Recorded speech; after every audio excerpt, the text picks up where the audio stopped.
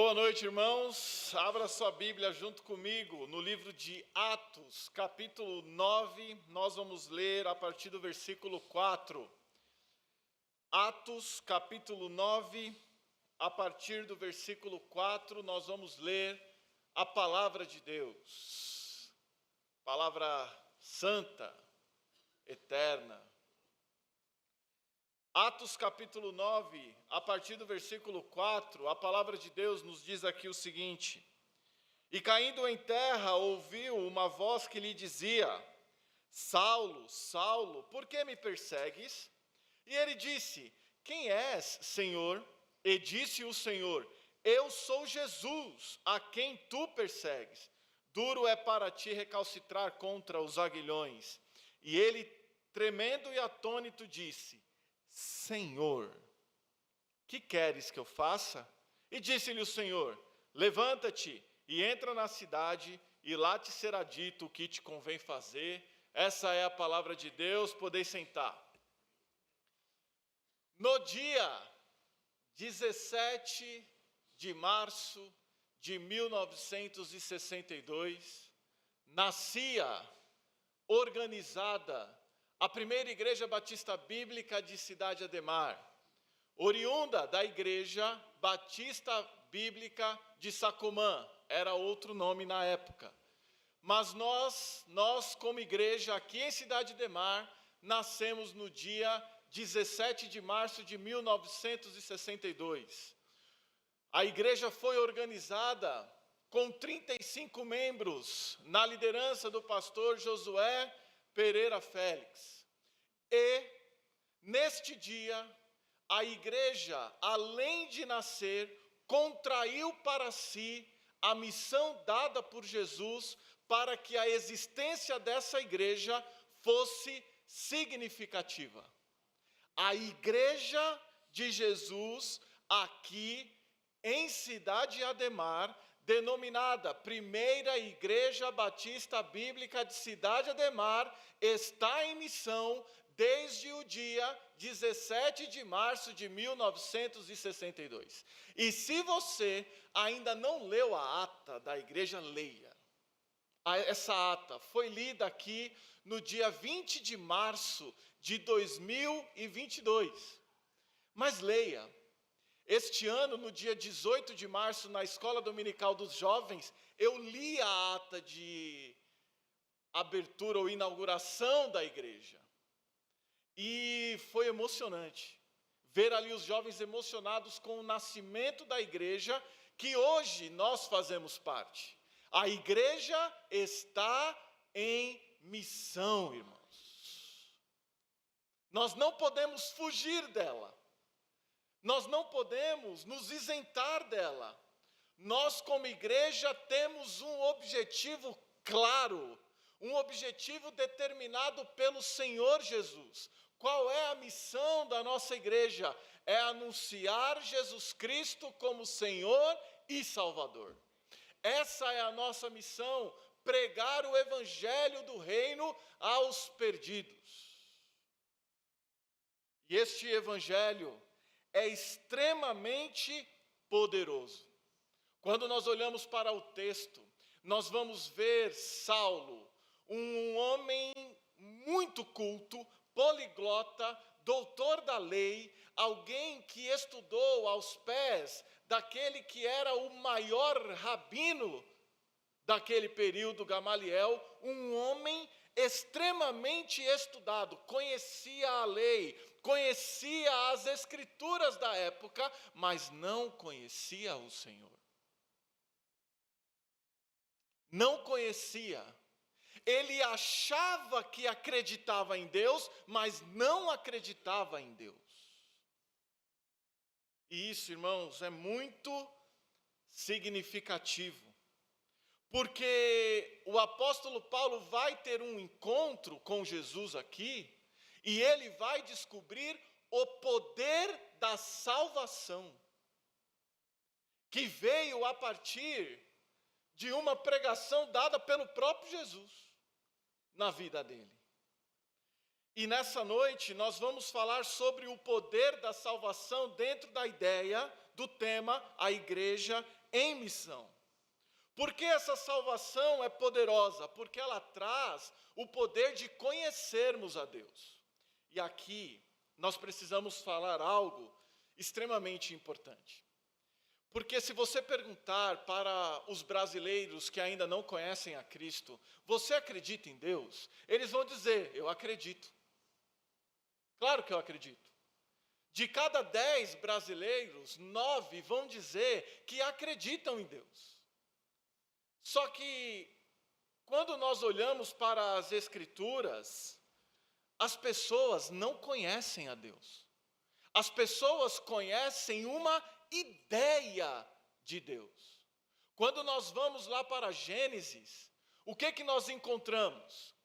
A incredulidade, que é o pecado original, veio a partir da não crença diante de algo que Deus disse.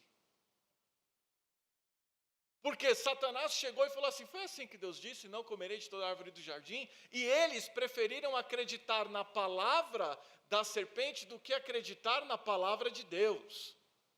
De modo que a salvação em Jesus vem por uma fé oriunda da palavra de Deus.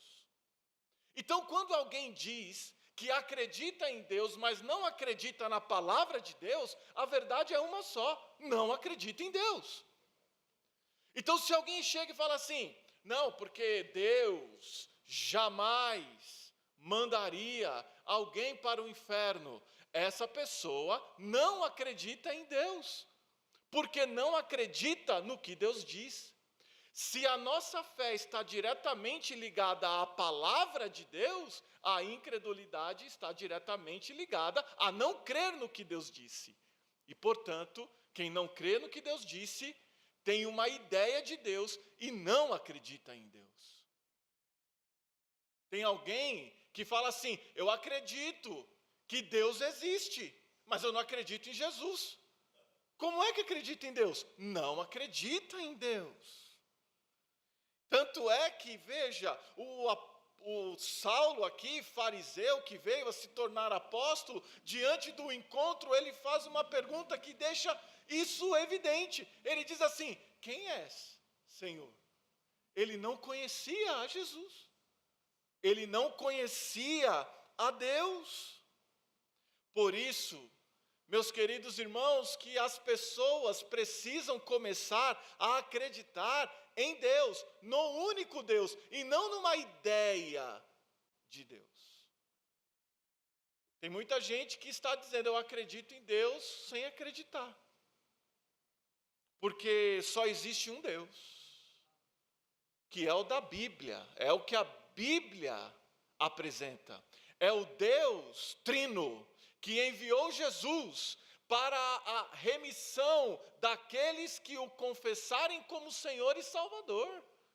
Por isso que a nossa missão é anunciar o Senhor, é acreditar no Senhor a ponto de que Deus pode salvar.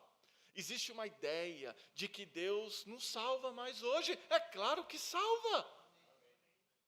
Nós precisamos pregar. Nós dizemos aqui, culto após culto, que sem fé é impossível agradar a Deus. E o texto de Hebreus 11:6 vai dizer, porque aquele que se aproxima de Deus precisa crer em Deus.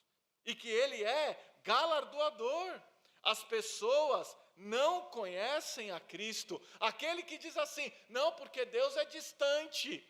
Não crê em Deus, porque Deus não é distante, Deus está em nós, é muito próximo, convive conosco, está aqui, ouviu a nossa oração, cuida de nós, nos edifica, nos fez caminharmos juntos, louvado seja o nome do Senhor pela presença dEle no nosso meio.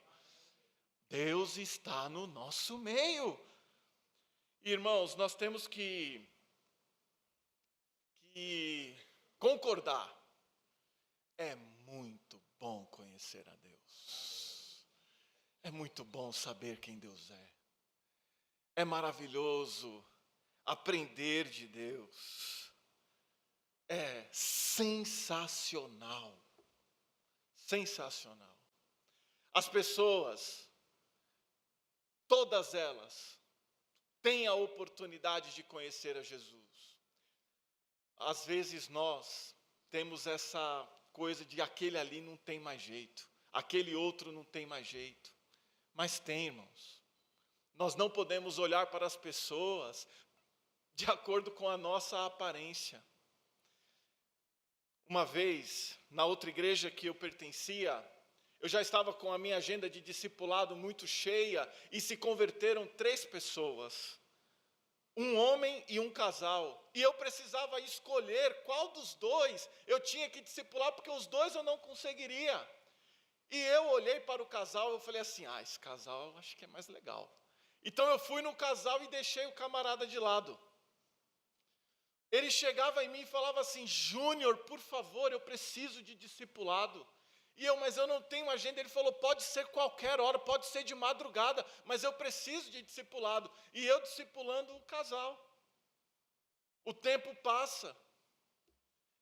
Eu começo o discipulado com ele. Ele tinha uma loja e ele falou, eu fecho a minha loja para o nosso discipulado, e assim começou. No primeiro discipulado ele disse, eu sou viciado em drogas. Eu preciso de libertação, me ajuda. Nós começamos a orar juntos. De repente, quem foi que desistiu do discipulado? O casal. E o camarada, que eu não escolhi ele. Ele permaneceu firme. Ele se libertou das drogas. Hoje ele dá aula na igreja dele. Um homem de Deus. Foi no meu casamento. Me chamou para pregar quando a casa dele ficou pronta no culto de ação de graças, e a minha vergonha era enorme. E todas as vezes que ele estava presente, eu pedia perdão a Deus. Eu sei que eu precisava pedir perdão só uma vez só, porque Deus já me perdoou. Mas a minha vergonha era tão grande que eu pedia perdão todas as vezes que ele me convidava para alguma coisa, porque eu não tinha escolhido ele. Nós, como filhos de Deus, devemos ter os mesmos olhos que Jesus. Jesus não faz acepção de pessoas. Jesus quer que todos sejam salvos. E nós, no último evangelismo da mocidade, há 2 sábados atrás, nós estávamos nas ruas e umas pessoas viciadas em bebidas estavam ali na Praça da Joanice e quiseram ouvir do evangelho. Vamos falar do evangelho para eles. Irmãos, e eles me abraçaram, e eles me beijaram, e aquela coisa toda. Pode abraçar, pode beijar, não tem problema nenhum. Pode. Falei de Jesus para eles. Um deles começou a chorar dizendo, a minha vida está toda errada. Eu falei, Jesus pode consertar a sua vida. E ele disse assim, você é daquela igreja verde, né? Eu conheço Davi Siqueira, um homem de Deus. Eu conheço Vinícius, que foi daquela igreja, um homem de Deus. Diz que o Jairo mandou um abraço. Ele conhecia. Ele conhecia. Aí eu disse, Jesus pode te libertar disso daí. Você quer confessar Jesus como Senhor? Ele disse, eu não quero. Mas ouviu. O nosso objetivo é pregar. Quem convence do pecado, da justiça e do juízo é o Espírito Santo, não é a gente. A salvação tem o poder de fazer com que Deus seja conhecido, o Deus da Bíblia, o Deus verdadeiro. Em segundo lugar, a salvação tem o poder de transformar vidas. Porque depois que Saulo disse assim, Senhor, o que queres que eu te faça? Essa é uma pergunta que poucos crentes têm coragem de fazer a Deus. Mas ele, novo convertido, imediatamente transformado pela palavra do Senhor, disse, Senhor, o que o Senhor quer de mim? Deus diz, levanta-te e vai. O que ele fez? Ele levantou e foi. Chegou lá na cidade de Damasco, e o que ele fez? Começou a pregar, e uma vida transformada por Deus deixa todo mundo atônito, deixa todo mundo chocado, e Paulo conseguiu deixar judeus atônitos, crentes atônitos, ninguém acreditando nessa transformação, e isso é um ensinamento para nós, irmãos, porque Jesus pode transformar, do ponto de vista humano, o pior dos pecadores. É o poder que a salvação nos traz. Por isso que nossa igreja está em missão. E essa missão é de anunciar a salvação. Quero terminar lembrando de 2 homens. Irmão Adão um homem bruto, que diante de um convite, em outra igreja que eu fiz parte, ele vem cambaleando de bêbado, à frente e após o convite. E eles gritando, daquele jeito que o bêbado faz, eu quero Jesus, eu quero Jesus, eu quero Jesus. E a gente olhando assim, os adolescentes dando risada, confessando meu pecado, inclusive eu, olhando assim, saindo. Nunca mais aquele homem colocou álcool na boca. Aquele homem se converteu, se tornou um diácono e foi um homem de Deus. Anos depois, o irmão Edinaldo, filho dele, filho do irmão Adão, vem do mesmo jeito. Só que dessa vez, Deus salvou o pai, Deus salvou o filho. Nunca mais, ele testemunhou, nunca mais bebeu também. Se converteu e está firme. Irmãos, é o poder da salvação. Nós não devemos duvidar. Porque Jesus segue salvando. Nós temos que pregar. O Espírito faz o resto. Que Deus nos abençoe.